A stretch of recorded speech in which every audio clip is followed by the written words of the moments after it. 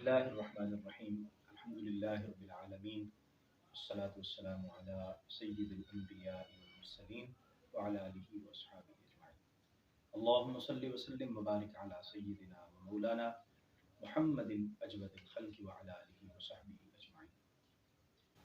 رمضان المبارک نیکیوں کا موسم بہار ہے. رمضان المبارک مردہ دلوں میں زندگی کی لہر دوڑا دینے والا موسم ہے. رمضان المبارک روحوں کو خوشحال کر دینے والا موسم ہے.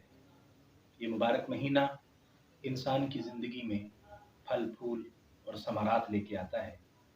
روحانی اعتبار سے انسان کو بالیدگی ملتی ہے، ذہنی اعتبار سے آسودگی ملتی ہے اور انسان کے رتبے اور درجات میں بلندی ہوتی ہے. یہ مبارک مہینہ وہ خوبصورت مہینہ ہے کہ جس کے لیے نبی کریم صلی اللہ علیہ وآلہ وسلم 2 ماہ قبل تیاری شروع فرما دیا کرتے تھے. جب رجب شروع ہوتا تو حضور دعا فرماتے، اللہم بارک لنا فی رجب و شعبان وبلغنا رمضان. اے اللہ ہمارے رجب اور شعبان میں برکتیں عطا فرما اور ہمیں رمضان تک پہنچنے کی سعادت عطا فرما.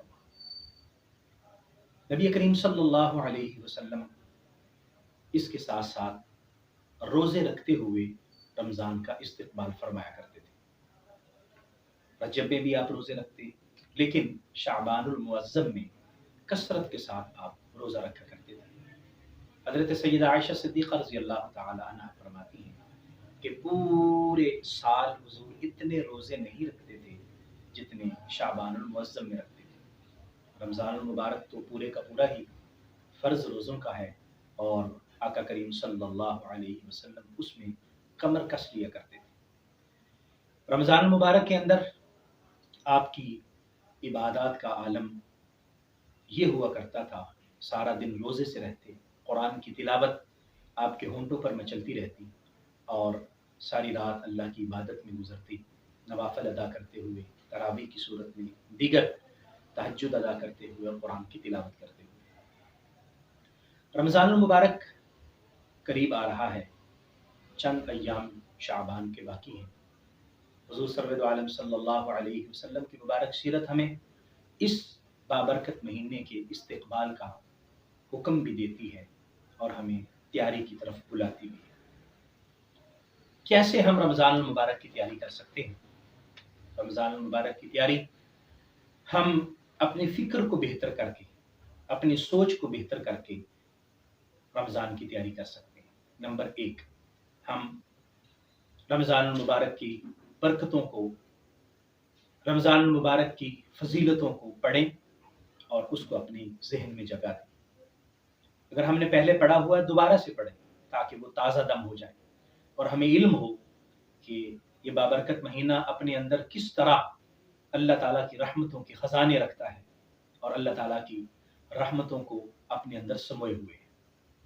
نمبر 2، ہم شعبان المعظم میں ہی رمضان المبارک کے لیے تیاری شروع کر دیں. ایک تو روزے رکھنے کی کوشش کریں، جس طرح 15ویں شعبان کا روزہ ہے، شب برات کے بعد جو دن آتا ہے اس کا روزہ رکھنے کا حدیث مبارکہ میں بھی تذکرہ ہے. پھر نبی کریم صلی اللہ علیہ وآلہ وسلم آپ ایام بیت کے روزہ رکھا کرتے تھے. ہم رمضان کی تیاری کو ذہن میں رکھتے ہوئے وہ روزے رکھ سکتے ہیں. آقا کریم صلی اللہ علیہ وسلم جمعرات کا، جمعے کا اور پیر کا روزہ بھی رکھا کرتے تھے. ہم وہ روزہ رکھتے ہوئے رمضان المبارک کی تیاری کر سکتے ہیں.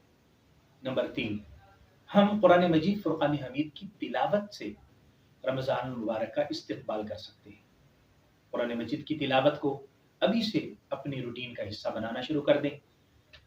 رمضان المبارک میں سحری کا وہ خوبصورت وقت ہوتا ہے جب ہم سحری کے لیے بیدار ہوتے ہیں تو ہم قرآن مجید فرقان حمید کی تلاوت کر سکتے ہیں. ہمارے پاس وقت بھی ہوتا ہے تو ابھی سے شروع کریں کہ ہم رمضان المبارک میں اس روٹین کو جاری رکھ سکیں. قرآن کے حوالے سے ایک اور بات بھی کہ ہم قرآن مجید فرقان حمید کو صرف اوپر سے دیکھ کر پڑھنے کے علاوہ زبانی یاد کرنے کی بھی کوشش کریں.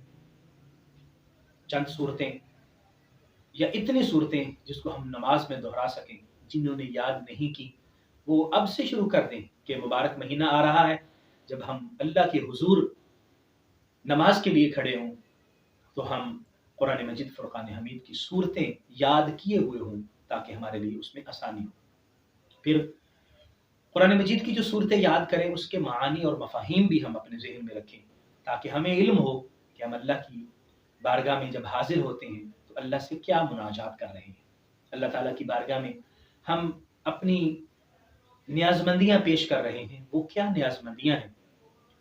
ہم اللہ کی بارگاہ سے پناہ مانگتے ہیں کہ اللہ تعالیٰ ہمیں پناہ عطا فرمائے، تو ہم کس چیز سے پناہ مانگتے ہیں؟ ہم اللہ کی بارگاہ میں دعا پیش کرتے ہیں تو ہم کیا دعا پیش کرتے ہیں؟ یہ ساری چیزیں ہم رمضان المبارک سے پہلے سیکھنے کی کوشش کریں تاکہ اس بابرکت مہینے میں جب ہم اللہ کے حضور پیش ہوں تو ہمیں یہ ساری چیزیں معلوم ہوں اور ہم اس کے لیے تیار ہو سکیں۔ اگر ہم پہلے سے پڑھتے ہیں تو الحمدللہ اس کو جاری رکھیں، اور اگر نہیں پڑھتے تو نماز کو باقاعدگی سے پڑھنے کی کوشش کریں کہ رمضان کے اندر نمازوں کے فوائد بہت زیادہ ہو جاتے ہیں، نفل کا ثواب فرض کے برابر ہو جاتا ہے اور فرض کا کئی گنا تک بڑھ جاتا ہے۔ اسی طرح نیکیوں کے دیگر اعمال ہیں، لوگوں کی حاجت روائی ہے، لوگوں کی ضرورت کو پورا کرنا ہے، لوگوں کے معاملات کو دیکھنا ہے، فقراء، مساکین، یتیم، اہل مدارس کے لوگ جو قرآن و حدیث کے لیے اپنے آپ کو وقف کیے ہوئے ہیں، ان کے لیے ہم اپنے مالی معاملات میں سے تعاون کرنے کی ابھی سے سوچ پیدا کر لیں۔ ایک تو وہ لوگ جنہوں نے زکوٰۃ ادا کرنی ہے وہ اپنی زکوٰۃ کو ابھی سے مینج کرنا شروع کریں، اس کے لیے پہلے سے کچھ چیزیں پس انداز کرنا شروع کر دیں، صدقہ و خیرات کے لیے ابھی سے ذہن بنا لیں کہ ہم نے بلکہ ابھی سے شروع کر دیں تاکہ ہماری روٹین شروع ہو جائے اور یہ استقبال رمضان کے حوالے سے ہمارا ایک عمدہ عمل ہوگا جو ہماری زندگی کا حصہ بن چکا ہوگا۔ اس کے ساتھ ساتھ ہم سحری اور افطاری کے لیے کوشش کرتے ہیں، خاص طور پر جب ہم سحری کے اٹھتے ہیں تو تھوڑا سا پہلے اٹھ جائیں، یعنی آدھا گھنٹہ پہلے، تاکہ ہم ایک خوبصورت طریقے سے وضو کر کے اللہ کے حضور تہجد کے 2، 4، 6، 8 نفل پیش کر سکیں۔ نماز تہجد کی کتنی برکات ہیں، نماز تہجد کے کتنے فضائل ہیں، آپ کتابوں میں پڑھیں گے تو بخوبی علم ہوگا کہ اس وقت اللہ تعالیٰ کی رحمتیں انسان کے بالکل قریب ہوتی ہیں۔ ویسے تو ہر رات، پورے سال کی ہر رات سحری کے وقت اللہ کی رحمت انسان کی بالکل قریب آ جاتی ہے، لیکن رمضان المبارک کے اندر یہ ہمیشہ انسان کے ساتھ اور اس کے سامنے حال رہتی ہے، لیکن انسان کو متوجہ ہونے کی ضرورت ہے۔ یہ چند چیزیں آپ کی خدمت میں عرض کیں، مقصد یہ ہے کہ ہم اس مبارک مہینے کا اہتمام کر سکیں، استقبال کر سکیں، جس کے لیے نبی کریم صلی اللہ علیہ وآلہ وسلم 2 ماہ قبل تیاری شروع فرما دیتے، اپنے صحابہ کو تعلیم فرمایا کرتے، اور عملی طور پر آپ رمضان کے روزوں سے پہلے روزے رکھتے ہوئے، رمضان سے پہلے تیاری کرتے ہوئے صحابہ اکرام کو تلقین فرمایا کرتے تھے۔ اسی طرح نماز اشراق، نماز چاشت اور مغرب کے بعد اوابین کے نوافل، ہم اس کی باقاعدگی کی کوشش کریں تو انشاءاللہ بہت زیادہ اجر ملے گا۔ دوسرے نمبر پر ہمیں نماز تراویح کے لیے بہت کوشش کرنی چاہیے۔ قرآن چونکہ عام طور پر نماز تراویح میں سنایا جاتا ہے، اور حدیث مبارکہ میں آتا ہے کہ قرآن اور رمضان انسان کی شفاعت کروائیں۔ جو رمضان کے روزے رکھتا ہے اور قرآن سنتا ہے، قرآن پڑھتا ہے، قرآن سے محبت کرتا ہے، قیامت کے دن یہ دونوں شفاعت کروائیں گے۔ تو نماز تراویح ایک خوبصورت موقع ہے قرآن مجید سے محبت کا بھی اور نماز کا بھی، اللہ کے حضور حاضری کا عز و نیاز کے ساتھ، اور قرآن کی تلاوت سننے کا بہت خوبصورت موقع ہے۔ اس کے ساتھ ساتھ رمضان المبارک کی مکمل جو طاق راتیں یا کم از کم آخری عشرے کی طاق راتیں، ہمیں اس کو بیداری کے ساتھ اللہ کی بارگاہ میں حاضر ہوتے ہوئے، جاگتے ہوئے گزارنے کی کوشش کرنی چاہیے۔ بہت ہی عمدہ راتیں ہیں، آپ جانتے ہیں کہ شب قدر آخری عشرے کی طاق راتوں میں ضرور ہے۔ صحابہ کرام نے تو پورے رمضان المبارک میں کسی رات میں بھی فرمایا، پھر احادیث مبارکہ میں جو زیادہ تائید ملتی ہے وہ آخری عشرے کی طاق راتوں کی تائید ہے۔ تو اس لیے کم از کم ہم آخری عشرے کی طاق راتوں میں ضرور شب بیداری کریں، اور پھر جو آخری رات ہوتی ہے رمضان المبارک جب ختم ہو چکا ہوتا ہے اور اگلے دن عید الفطر کا سلسلہ شروع ہوتا ہے تو ہم ساری عبادات، ساری ریاضات اور مشقت اور مجاہدہ جو ہم نے رمضان میں کیا اس کو بلا کے ہم سارے معاملات کو فراموش کر کے دنیا کے پیچھے بھاگ اٹھتے ہیں۔ حالانکہ وہ رات انعام لینے والی رات ہوتی ہے جس کو لیلۃ الجائزہ کہا جاتا ہے۔ جس نے پورا رمضان اللہ کی عبادت کی، اللہ کی رضا کے مطابق زندگی بسر کی، رمضان میں قرآن کی تلاوت کرتا رہا، دیگر نیکیوں کو حاصل کرنے کی کوشش کرتا رہا، وہ اگر چاند رات کو جس کو لیلۃ الجائزہ کہا جاتا ہے اس میں وہ غیر حاضر ہو اور انعام لینے کے وقت وہ موجود نہ ہو تو یہ بد نصیبی ہوگی، یہ انسان کی بدبختی ہوگی۔ اس لیے ہمیں وہ آخری رات اللہ کے حضور عز و نیاز کے ساتھ گزارنی چاہیے۔ نماز ادا کریں، نماز عشاء بالکل نہ بھولیں۔ جو لوگ اعتکاف کرتے ہیں وہ اعتکاف سے اٹھ کے ایسا نہ سمجھیں کہ اب اعتکاف ختم ہو گیا اور معاملات اب دنیا کے اسی ڈگر پر جس طرح ہم رمضان سے پہلے تھے، نہیں، بلکہ ہم تہیہ کر چکے ہیں، توبہ کر چکے ہیں، استغفار کر چکے ہیں، اللہ کی بندگی کا وعدہ کر چکے ہیں۔ اب ہمیں پیچھے نہیں ہٹنا، اب ہمیں اللہ کی بارگاہ میں حاضر ہوتے رہنا ہے۔ رمضان المبارک گزر رہا ہے، آخری اس کی رات ہو تو ہم اللہ کے حضور پیش ہو جائیں کہ مالک جو تیری بارگاہ میں پیش کر سکے وہ قبول فرما لے، جو غلطیاں ہوئیں اس کو معاف کر دے۔